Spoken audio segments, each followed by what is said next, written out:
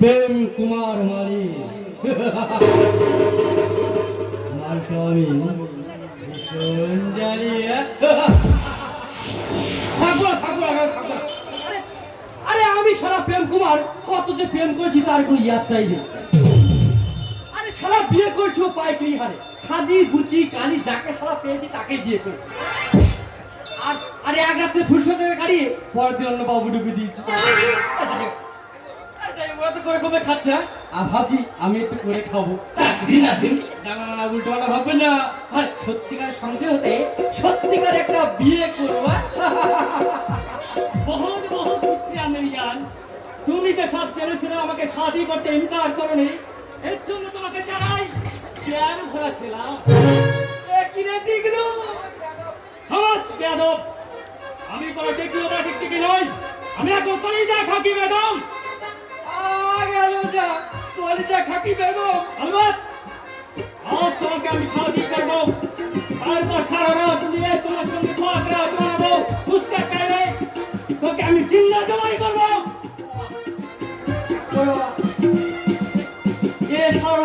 মনে আছে কলিজা খাকি বেগম নাটকের অভিনয় শুরু করে দিয়েছে। এছাড়ার অভিনয় আর সত্যিকার তো ফার্ক থাকে না। অভিনয় করতে করতে সত্যি যে আমার কলিজা ছেড়ে খায়। না না না না না আমি ওরকম পালাই। तुम मेरे दिल का सौदागर, मेरी मोहब्बत का मुसाफिर, তুমি শাদি করবার জন্য তৈরি হয়ে যাও। গুস্তাফি মাফ করবেন বেগম সাহেবা, আমার এই ছোট্ট কলিজাতে আপনাদের পেট ভরবে না হুদাই না। তাই বলছিলাম কি আপনি কোনো এলে গরুকে আরে ওই ওই ভুল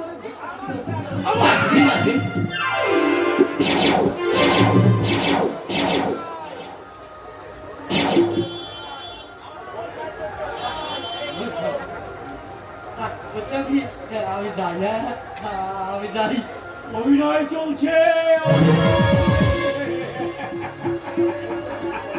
তবে এই অভিনয় মানুষের মন ভরানোর জন্য নয়, মানুষকে বোকা বানানোর নির্মম অভিনয়। এটা কি হলো? এখানে তো পাগলের বিয়া ছিল না, এখানে তো কাজী সাহেবের বিয়া ছিল। সে এসে আমাকে শাদি দেবে, তারপর আমার নায়ক খসমকে নিয়ে আমি গান গাইবো, মোহব্বতের গান। ততক্ষণে আমার জানটা করলে অবেদন হইতো। বাবা যেভাবে চাবুকের বাড়ি মারলি বাবা এখনো তারা করছে। তবুও তো কলিকাতা পর্যন্ত যেতে পারলাম না, তাহলে দেখিয়ে দিত অভিনয় কাকে বলে।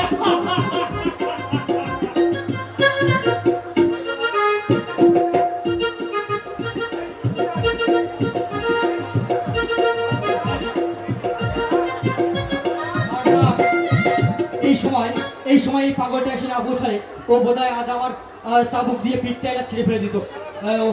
ও সারা একটিয়ে ঘুরে আমার কলিজাটা ছেড়ে না খায়। আজকে ডাইরেক্ট শক্তি বলে ওকে তাড়াতে হবে, ওকে তাড়াতে হবে। কজনকে তাড়াবে?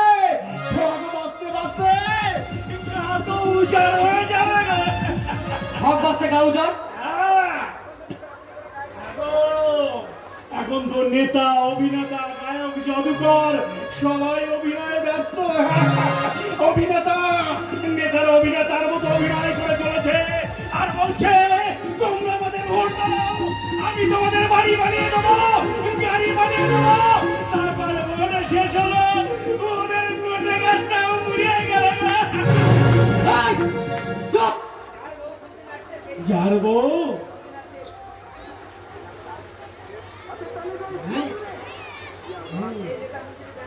সেই নেতা মন্ত্রীর ব্যাংকে আজ কোটি কোটি টাকা, কোটি কোটি টাকা। যার বউ বাড়িতে খন্ডি রাখবো, তার বউ লকারে আজকে কেজি কেজি সোনার গয়না।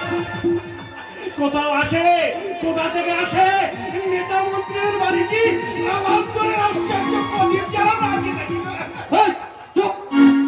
এক্ষুনি যদি পুলিশ শুনতে পায় না তোকে সন্ত্রাসবাদী আর মাওবাদী বলে ধরে নিয়ে চলে যাবে। আমি জানি ওই পুলিশ এখন জনগণের সেবক নয় গো, হ্যাঁ নেতা মন্ত্রীদের সেবক। আইনের পথে চলো না, নেতা মন্ত্রী দেখার উপর ধরে এই কালো আইন আমরা হাতে তুলে নিয়ে প্রতিশোধের উঠান জানবো। মানুষকে যারা অত্যাচার করছে তাদেরকে শেষ করবো। মরণ কথা গড়িয়েছে পাগলা। শালা এবার মরবি। আচ্ছা আপনি ছাড়, হ্যাঁ? এই পাগলটা তখন থেকে তোমার সামনে হাত ছুড়ে কথা বলে যাচ্ছে, আর তুমি শালাকে বরদাস্ত করছো। পাগল হলেও কিন্তু আমার কথাগুলো কিন্তু সত্যি স্যার। আমরা সাধারণ মানুষ সত্যিটা জেনে ও যেটা বলতে ভয় পাই, ও কিন্তু সেই সত্যি কথাগুলো বলছিল স্যার। এই ওই পাগলাটা না, ওই পাগলামি ছলে যদি এখানকার সমস্ত কথা বাইরে ফাঁস করে যায়, তাহলে তুমি সালা দুজনেই ফেঁসে যাবো। না না না না না স্যার, ওকে একটু ধরতে হবে। এই পালাই এই আমাকে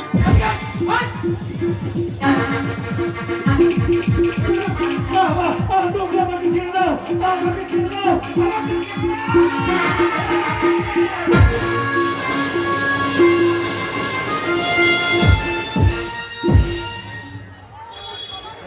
পারছি না। আর আমি কিছুতে পড়ায় মন বসাতে পারছি না। কি করে পারবো? আমার চোখের সামনে সালা অমন দুটো কাশ্মীরি আপেল নেচে নেচে বেড়াচ্ছে। প্রথমটা নার্স অঞ্জনা, আর দ্বিতীয় মাটা এদিকে আসছে। আমি বললাম এটা ছড়া বলতে। প্রেম হইল মানুষের সহজাত প্রবৃত্তি। একজন নারী ও পুরুষের স্বতঃস্ফূর্ত ভাবে পরস্পরের প্রতি যে অমুক আকর্ষণ হয়ে থাকে, তাহাই হইল প্রেম। কি ব্যাপার রিজু বাবু, কি করা হচ্ছে? মানে প্রেম করা। Shut up! এখন অসভ্যতা করলে না আমি মেসেই কিন্তু করে দেবো। আমিও তাহলে পর্দায় গিয়ে সব কথা বলে দিয়ে আসবো। কি বলবে? বলবো বর্দা, এই বাড়িতে একটা নতুন ছোট বোন নিয়ে নাচানাচি করছে, আসলে সে কিন্তু একটা খরা ছোট বোন। কি বলছো তুমি? তুমি তুমি তুমি আমার এরকম সর্বনাশ করো না, আমি প্লিজ। এই তো না, লাইনে এসো। তুমি এই বাড়িতে যা করবে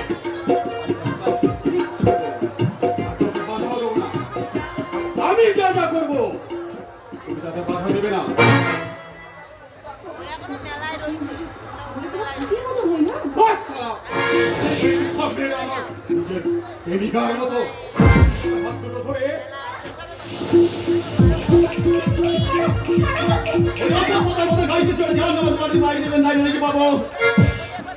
দেখি তুমি এখানে কেন?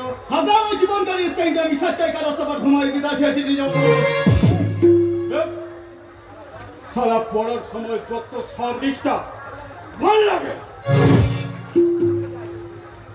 আমিও চাই বাবা।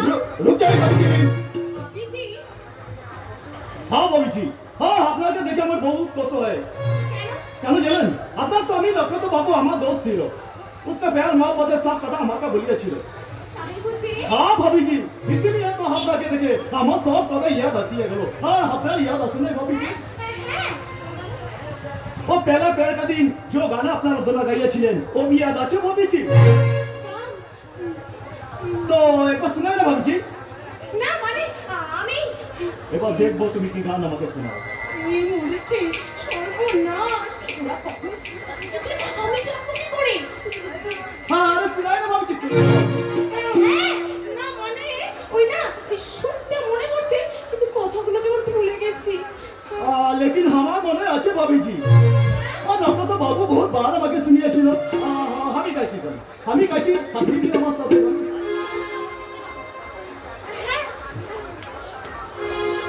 বুঝো না তোমায় কত ভালোবাসি গো, মন ভরে যায় দেখে তোমার ওই হাসি গো। বোঝো না তোমায় আমি কত ভালোবাসি গো, মন ভরে যায় তোমার ওই হাসি গো, যত দেখি সামনে দেখি বারে বারে ছুটি হাসি গো।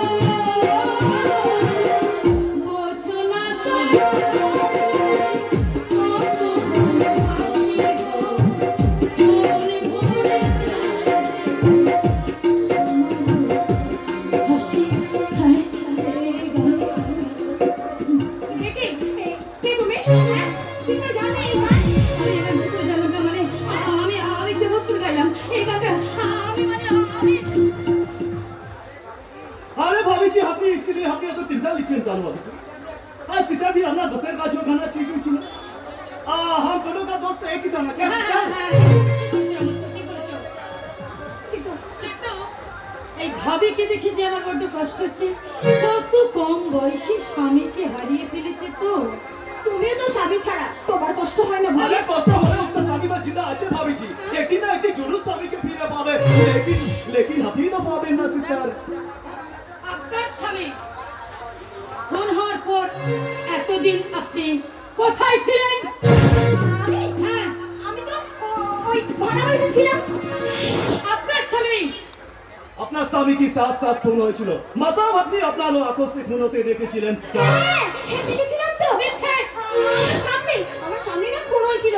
হ্যাঁ, মানে ওই আমার সামনে আমার দুষ্কৃতী মিলে। কিন্তু আমি যতদূর শুনেছিলাম খুনটা আপনার চোখের সামনে হয়নি। কে বলেছে? আচ্ছা, তোমার কে? তোমরা কেন এত প্রশ্ন করছো আমাকে? কেউ তো আপনি নকলি আছেন আমি আমি এক্ষুনি মেয়ের দিকে গিয়ে বলছি আমার স্বামীর ব্যাপারে এরা এত কেন আমাকে প্রশ্নে প্রশ্নে জেরবার করছে। আমি এক্ষুনি বলতে চাই, জানতে চাই, আমি যদি নকল বউ হই তাহলে এই বাড়ির ছোট আসল বউ কোথায় আছে? মরিয়া গেছে ফুল মরিয়া গেছে দাঁড়াও, সত্যি করে বলো কি তোমার পরিচয়? একটু আগে তুমি যে গানটা গেয়েছো এই গানটা তুমি কোথায় শিখলে? हाँ हमारे दोस्तर का जो আমি গান শুনিয়েছিল তোমার দোস্ত এখন কোথায় আছে? वो उसका प्यार मोहब्बत तो सब কথা আমাকে বলিয়েছিল उसका बीबी आलो का भी वो बात আমাকে শুনিয়েছিল उसका কি শুনিয়েছিল?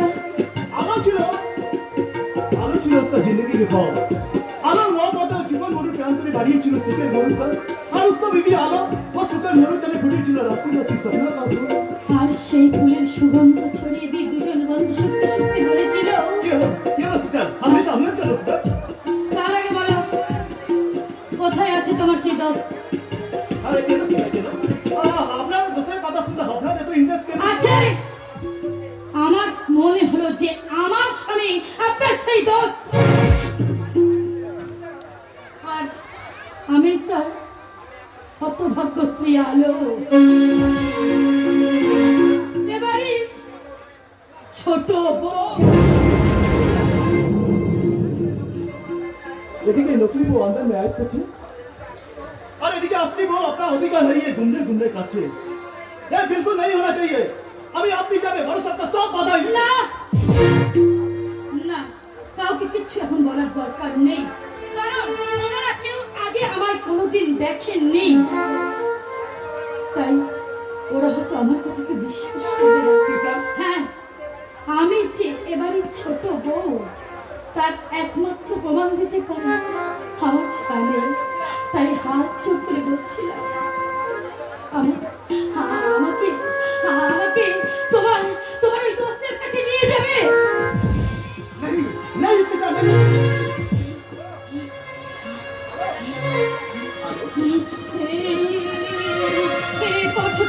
এই পশুটা কর, এই পশুটা আমার তো চলে যাচ্ছে কেন? এই পশুটা কে তুমি? সত্যি করে বলো কে তুমি? হাবিবি এখন আমরা দোস্তের সঙ্গে কথা বলছি সিস্টার কিন্তু আপনার ওই বৃষ্টিতে এত মায়া কেন? हमारा दोस्तेর দৃষ্টি নজর দিয়ে যে আপনাকে দেখতে আপনার স্পর্শ, আপনার অনুভূতি আমার সঙ্গে শিরায় শিরায় একটু একটু করে আমার মানুষের কাছে মিলিয়ে দিতে যাচ্ছে। সত্যি করে বলুন, আপনি কে? চুপ করে থাকবেন না, বলুন আপনি কে?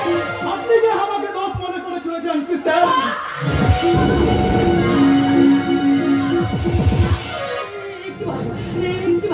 একটু সত্যি করে বলো, একটু সত্যি করে বলো কে তুমি? আমি তো রহমত আছি সিস্টার রহমত আছি আমি তোমাকে ঘৃণা করি।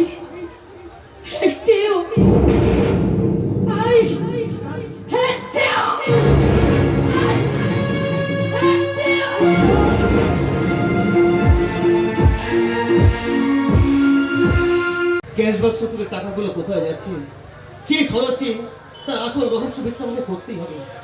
রাতে রাতে আরে আরে, কি হলো কি তোমার? তুমি এমন চেঁচাচ্ছ কেন? ক্যাশ বাক্স হিসাব দিচ্ছে না কেন? তার আগে তুমি বড় কথা হাত অপারেশন করিয়ে যত টাকা খরচ করেছে তার হিসেবটা তুমি চেয়ে আসো তো দেখে। দাদা দাদা করছো তোমার কাছে বাজে খরচ মনে হচ্ছে। বাজে কি কাজে তা আমি জানি না, তবে তোমার এবারই বড় কথা হাত অপারেশন করে যত টাকা খরচ করেছে আমি ঠিক তত টাকা খরচ করেই আমি আমার গয়না গড়িয়েছি। ছি, ছি, ছি। এত নীচ তুমি! জীবন মৃত্যুর সন্ধিক্ষণে দাঁড়িয়ে যে সামান্য অর্থের বিনিময়ে আমার দাদা বেঁচে ফিরে এসেছে, সেই সামান্য অর্থ নিয়ে তুমি অনর্থ করছো। তুমি কি মানুষ না মান আর হুঁশ বর্জিত দুপায়ের জানোয়ার? আমার ভালো পারলে আমার গলে ঠাস ঠাস করে চড় মারবে। কিন্তু তুমি কি জানো যে দাদাকে তুমি দেবতা সাজিয়ে মাথায় তুলে নজরাজি করছো তার আসল চরিত্রটা কতটা খুঁজতে? হ্যাঁ আমিও জানতাম না, যদি ওই ক্যাশ বাক্সের চাবিটা আমি কোথায় পেতাম। কি কি জেনেছো তুমি? কোম্পানি লভ্যাংশ থেকে যে শেয়ার কেনা হয়, তার উপরে ইন্দিরা বিকাশ, কিষাণ বিকাশ, সে আরো কত কি, ওগুলো সব কার নামে কেনা হয়েছে? কেন কোম্পানির নামে? কোম্পানি কার নামে? দাদার নামে। সেটাই তো বলছিলাম, ওই দাদা যদি তোমাকে কোনোদিন ওই সম্পত্তি থেকে বঞ্চিত করে তোমাকে পুর করে দাঁড়িয়ে দেয়, তখন তুমি কোথায় গিয়ে দাঁড়াবে? তুমি ভুল করছো রাতে, তুমি ভুল করছো। আমার দাদা কখনোই এরকম কাজ করতে পারে না। পারে না, পেরেছে। তার প্রমাণ কি তুমি পাওনি? কি প্রমাণ আছে তোমার কাছে? দেখো, ভালো করে ভেবে দেখো, ঠাকুরপো না জানিয়ে বিয়ে করেছে, সেটা তো কোনো অন্যায় করেনি। করেনি তো? কিন্তু তোমার দাদা অত্যন্ত সুচতুরভাবে সেই ঠাকুরপো না জানিয়ে বিয়ে করাটাকে অজুহাত খাড়া করে অত্যন্ত সুচতুর নিজের স্বাস্থ্য পরিষ্কার করার জন্য এ বাড়ি থেকে ঠাকুরপোকে দূর করে তাড়িয়ে ঠিক সেইভাবেই আর কোনো রকম অজুহাত খাড়া করে তোমাকে এই বাড়ি থেকে তাড়িয়ে দেবে। আর তখনও হয়তো তুমি ঠাকুরপোর মতোই সকালে না রাতে না, আমি মরতে চাই না রাতে, আমি মরতে চাই না। আমি যে বাঁচতে চাই, আরো আরো ভালোভাবে বাঁচতে চাই। সেই জন্য তো বলছি এখনো সময় আছে, তুমি তোমার দাদার কাছে সব হিসেব চাও, পারলে এই সম্পত্তিটা পুরো ভাগাভাগি করো। না রাতে না, এই সম্পত্তিটা দাদা তিলে তিলে গড়ে তুলেছে, একটু একটু রক্ত জল করে এই সম্পত্তিটাকে গড়ে তুলেছে। এই সম্পত্তিটা কখনোই দাদা ভাগাভাগি করতে চাইবে না রাতে, কখনোই ভাগাভাগি করতে চাইবে না।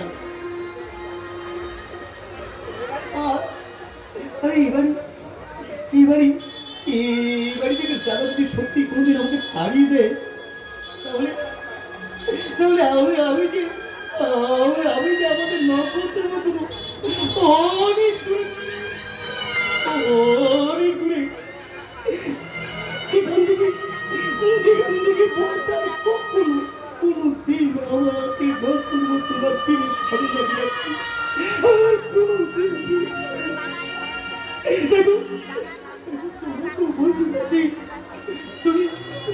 তুমি ওদের মতন আমাকে ভুলে যেও না, তুমি আমাকে ভুলে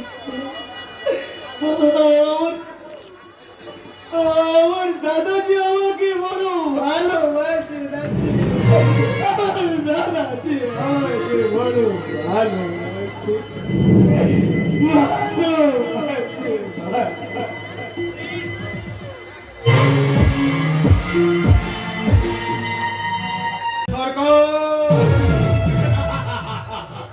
এই সংসারের মাঝে চলছে আজও এক সরকারের খেলা। একদিকে একটা ভর্তির কাছে খাচ্ছে ডিগবাজি, আর এদিকে নর্থ অঞ্চলা পর্দাকে দেখাচ্ছে খোঁজবাজি, আর এদিকে সারা ভাগ্য আমার সাথে করে চলছে মন্ত্রবাজি।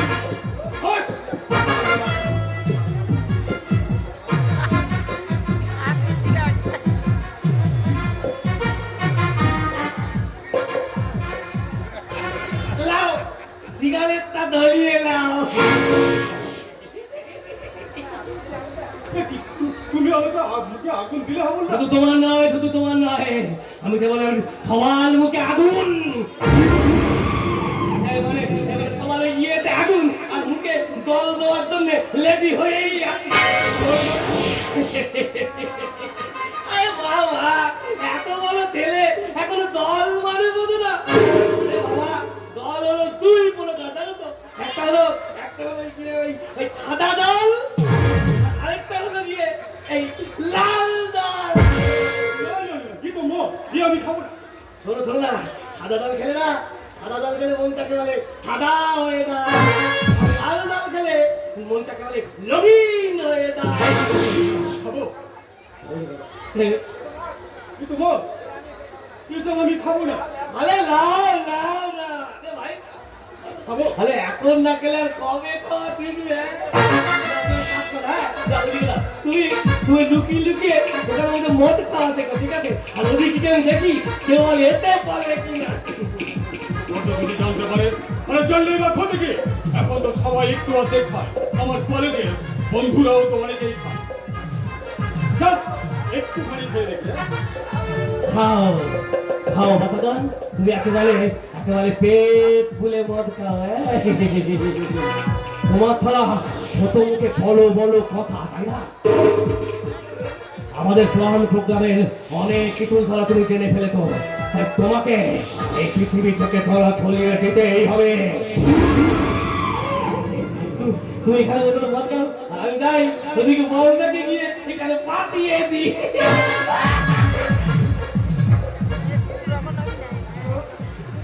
মাথাটা কেমন ঝিলমিল করছে, সারা বডিটা কেমন আঘা মনে হচ্ছে। আর একটু খাস।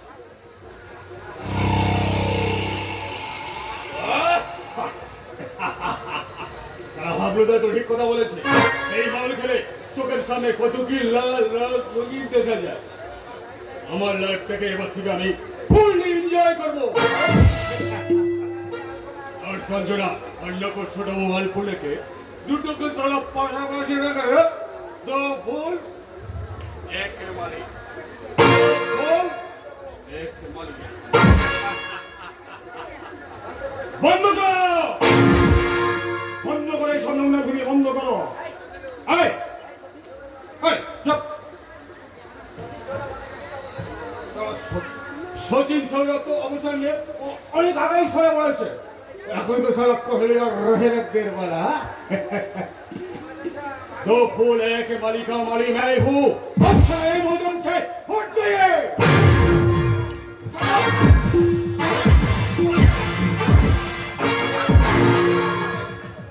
আমার ভাইয়ের গায়ে আর একটা অবাক করলে আমি কিন্তু আপনার সম্মান রাখতে পারবো না। মেজো বৌমা তুমি আমার নাম ধরলে, আর তুমি আমার হাতটাও ধরলে মেজো বৌমা।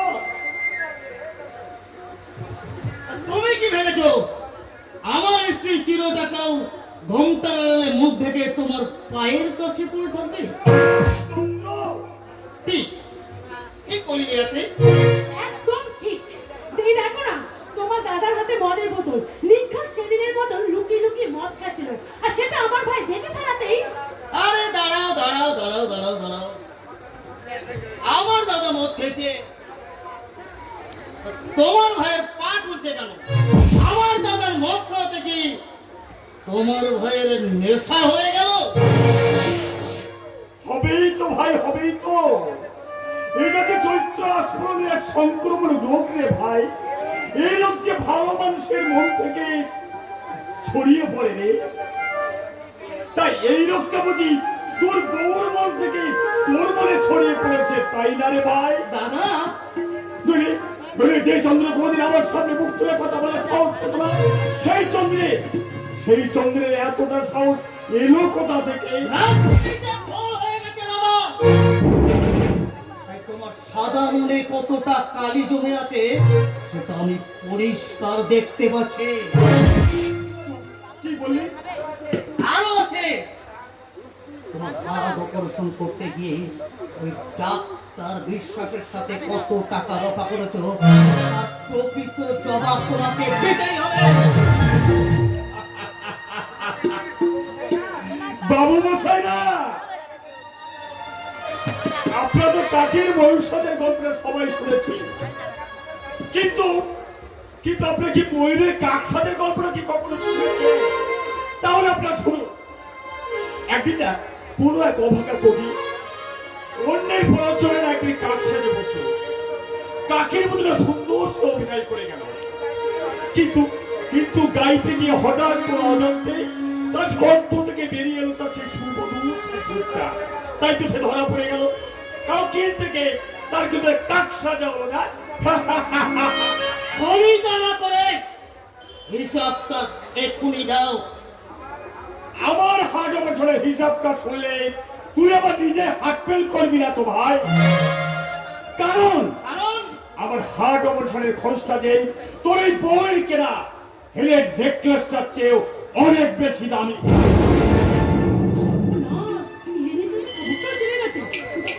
তবু তবু হিসাবটা আমার দিতেই হবে। তাহলে শোন, ওই নার্সিং হোমে ডক্টর অতুল বিশ্বাস ছিল আমার কলেজে খুব অন্তরঙ্গ বন্ধু। তাই আমার হাট অবসরের খরচ, এমনকি নার্সিং হোমের বিল, ওষুধপত্র মিলিয়ে যত যা কিছু বিল হয়েছিল তার একটা পয়সা কিন্তু সে নেয়নি। একটা পয়সা নেয়নি?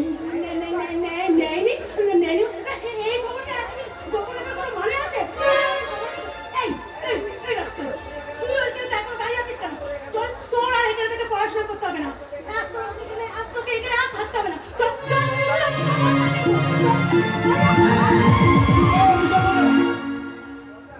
বর্দা বর্দা, আমি মহা ভুল করে ফেলেছি বর্দা, আমাকে আমাকে আপনি ক্ষমা করে দিন বর্দা, আমাকে আপনি ক্ষমা করে দিন।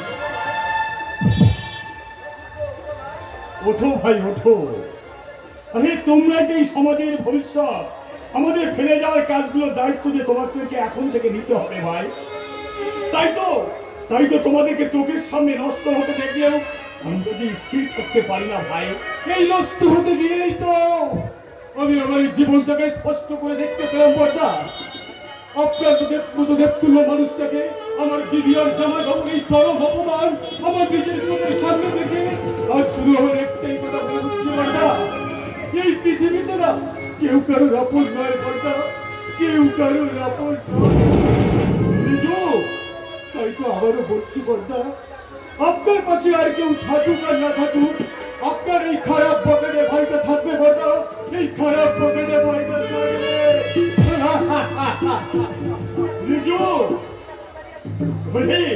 ওরে হতভাগা, তুই এখন চুপচাপ দাঁড়িয়ে আছিস কেন? ওরে তোর বউয়ের শেখানো বুলিটা বুঝি তোমার শেষ হয়ে গেছে তাই না? আরে যা, আর কতটা মান অপমান করবি, ভেতরে গিয়ে তোর বউর কাছে তুই শিখে আয় যা। বর্দা বর্দা বিশ্বাস করে বলছি, আমি না এই সমস্ত কথা বলতে চাইনি বন্ধু। আমি জানি না ভাই, আমি জানি এই কথা তোর মনের কথা নয়, এই যন্ত্র তোর হৃদয় থেকে দেওয়া যন্ত্রণা নয়, কিন্তু তোর হৃদয়টাকে ক্ষত বিক্ষত করে তোর মন থেকে যে আপনদেরকে দূরে সরিয়ে দিতে চাইছে, তুই তো তার বিরুদ্ধে কোনো প্রতিবাদ করলি রে ভাই। বর্দা এইবার আমি ঠিক প্রতিবাদ করবো, দেখো বর্দা। পারবি না রে ভাই, তুই পারবি না। ওরে তোর আমার মধ্যে যে বিভেদের সৃষ্টি হয়েছে বর্দা সেই বিভেদটা আরো অনেক বেড়ে যাবে রে ভাই। তারপর তার মধ্যে সৃষ্টি হবে এক বিভেদের দেয়। জানিস রে চন্দ্র, আর বোধহয় আমাদের একসঙ্গে থাকা হবে না রে ভাই। বর্দা বর্দা ওরকম কিছু করে না বর্দা, তুমি করো না। এর জন্য আমি কাউকে কোনো দোষারোপ করবো না রে ভাই। আমি শুধু আমার ভাগ্য দেবতাকে আমি করজোড়ে নির্দি করে বলবো, মরিতে চাহিদায় আমি সুন্দর ভূগোলে মানবের মাঝে আমি বাঁচিবারে চাই। এই সহ্য করে এই পুষ্পিত কাননে জীবন্ত হৃদয় মাঝে যদি স্থান পায়। বর্দা বর্দা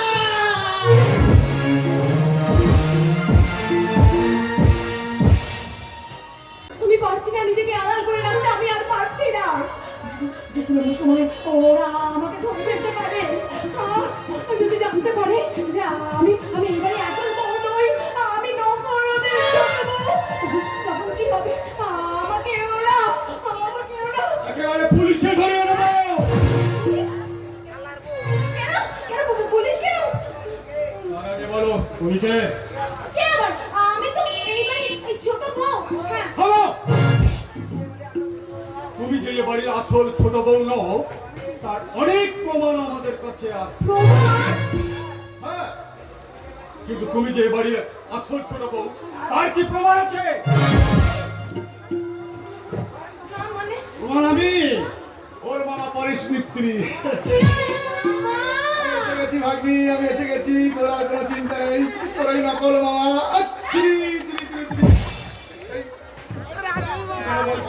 এই আসল মামা থাকতে তোরা নকল বউ সন্দেহ করে বলবে না। বলি বাবা গো, কংসল বাবা নাকি শকুনি বাবা? কানা মামা? হ্যাঁ, নাইও আছে কারাময় ভাই। তুমি আমাকে ভাবে হলাম মামাতো ভাই, মানে আসল মামার নকল ছেলে, তুই আসল ছেলে, তাই না বাবা? কি ছিলে? তাই এক নকল বইয়ের রক্ষে নেই, তারপরে আবার মামা, আবার মামা তো ভাই। একদম আমার ভাগ্নিকে নকল বউ বলে দিচ্ছি, তাহলে কিন্তু আমি এক্ষুনি আমার ভাগ্নিকে নিয়ে চলে যাবো। নিয়ে যাবো বললেই হলো, তোমার নিজেরই ঠিক মতন খাবার জোটে না, কিন্তু দিদিকে খাবার কিনা আল্লাহ দেখি তুই এবার শুয়ে কোথাও যাবি না, তুই বাড়ি দেখি তুমি সেই পথে ভাবলে দেখি ভাগ্য তোমার সাথে প্রতারণা করেছে বলে তুমি এইসব ভালো মানুষের সাথে বেইমানি করলে। কেন দিদি, কেন? জানি না, জানি না, দয়া করে বলছি তোমরা এখান থেকে চলে যাও, তোমরা এখান থেকে চলে যাও। আমার মতো তোমরাও বিপদে পড়ে যাবে, তোমরাও বিপদে পড়ে যাবে। তবে মিথ্যা নাটকের বেশি দিন চলতে পারে না। আমি এই বাড়ি সবার কাছে ফাঁস করে দেবো ওই মেয়েটা।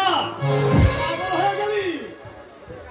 ওদের কাছ থেকে যে কতগুলি আগাম টাকা নেওয়া আছে সে খেয়াল আছে? আছে বাবা, আছে। আর আছে বলেই পাপের টাকা আমি ফিরিয়ে দিতে চললাম। কি যে হচ্ছে আমি কিছু বুঝতে পারছি না। আমি বরং এই বাড়িতে সবাইকে এখানে ডেকে নিয়ে আসি। আরে নেই রিজু ভাই, তুমি কিছু করে এখানে রাখবে না। কি রহমতা, কি তুমি কি করছো? ওই নকল বউদের মামা, আবার মামা তো ভাই, এখানে কি মতলবে ওরা এসেছে তা কিন্তু জানার দরকার। अरे रिजू भाई, আমি তোমাকে कैसे समझाबो? वो छोटी बहू नकली नहीं আছে, और उसका मामा तो भाई एकदम मस्ती আছে। তুমি কাজ করো, তো মামা বউকে লিয়ে कुछ मिठाई का बंदोबस्त करो। বেশ তাই করছি। রহমত বোধহয় কোনো একটা প্ল্যান করেছে, দেখি না কি হয়। তুমি কে রাখা? আমি তো বাড়ির ড্রাইভার আছে। এই ঝামেলাটাকে তুমি আসায় আমার ভাগ্নিটাকে শুধু ওরা নকল বউ বলে সন্দেহ করছে। তারপরে এদিকে বাপ মা মারা ভাগ্নিটা কত দুঃখ কষ্ট করে মানুষ হয়েছে। তার উপর কি যেন বলছিলাম, হ্যাঁ, হঠাৎ নক্ষত্র বাবাজি মারা গিয়ে আপনার ভাগ্নে একদম আপনাকে পথে বসিয়ে দিয়ে গেছে, তাই না? আপনি কোনো চিন্তা করবেন না তার জন্য, আমরা তো আছি। অন্তত আপনি একটু মিষ্টি জল খেয়ে নিন। হ্যাঁ, তাই বলো।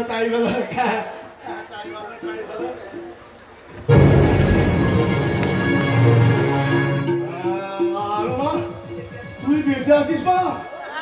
আনো হায় আমার কি হলো রে? নকল তুই বেঁচে থাকতে একটা নকল বউকে আমি তোর সংসার ভাঙতে এসেছি। क्या बोला आपने? আমার ভুল হয়ে গেছে আশায়, আমার ভুল হয়ে গেছে। আমি আগে যা বলেছি এই মেয়েটাই আমার আসল ভাগ্নি, এবং এই বাড়ির ছোট বউ। আমি আপনার ভাগ্নিও নই আর এবাড়ির ছোট বউ নই। আমি নার্স অঞ্জনা। কেন রে মা? কিসের জন্য?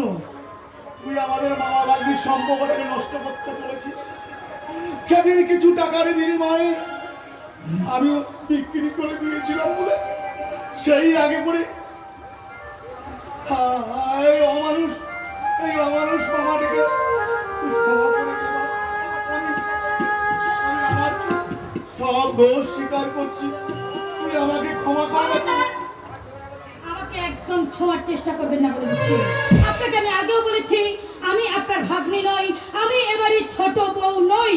আর আপনাকে আমি চিনি না, জানি না, জানতে চাই না। এই মুহূর্তে আপনি এখান থেকে বেরিয়ে যান। আলো ঠিক বলেছিস রে মা। আমার মতন এই নোংরা মানুষকে তোর পরিচয় দিলে তোকে যে লোকে খারাপ করবে, তাই আর আমি তোর কাছে আসবো না রে। তুই ভাববি তোর যে অমানুষ পিচাস মামাটা মারা গেছে, মারা গেছে।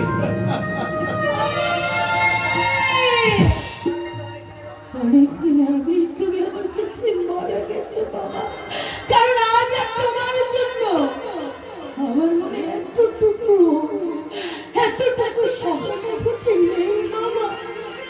তোমার জন্য আমার মনে আজ এতটুকু সহানুভূতি। लेकिन मेरा दोस्त के लिए कुछ अनुभूति तो जरूर होना चाहिए सिस्टर। आपको तो सोचना चाहिए मेरा दोस्त जिंदा আছে না মুর্দা আছে। না, এমন কথা কখনো বলো না বাবা। আমার মন বলছে সে বেঁচে আছে। তাই তো তাহার দেওয়া শাখা, তাহার দেওয়া সিঁদুর আজ আমি স্মৃতিতে পড়ে গেছি বাবা। আরে সিস্টার যে নেই তার কথা ভেবে কি লাভ সিস্টার। নেই মানে इतना दिन আপনাকে আমি ঝুট বলে এসেছি সিস্টার। তার মানে আসলে मेरा दोस्त बहुत दिन आगे मरिया গেছে।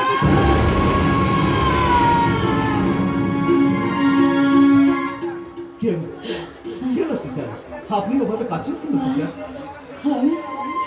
আমি যে সে হতভাগিনী আলো তার পথ চেয়ে আজও আসার উপহার করেছি। এই তো আমার সিঁদুরের সিঁদুর, এই তো আমার হাতের শাখা। না, এই সিঁদুর যখন আমার স্মৃতি থেকে একবার মুছে গেছে, তখন এই সিঁদুরটা আমার স্মৃতিতে আমি কিছুই পরে থাকতে পারবো না। আজ এই সিঁদুরটাকে আমি মুখে নেব। না না না কে তুমি? কে তুমি? বুঝো না তোমায় আমি কত ভালোবাসি গো, মন ভরে যায় তোমার। বোঝো না তোমায় কত ভালোবাসি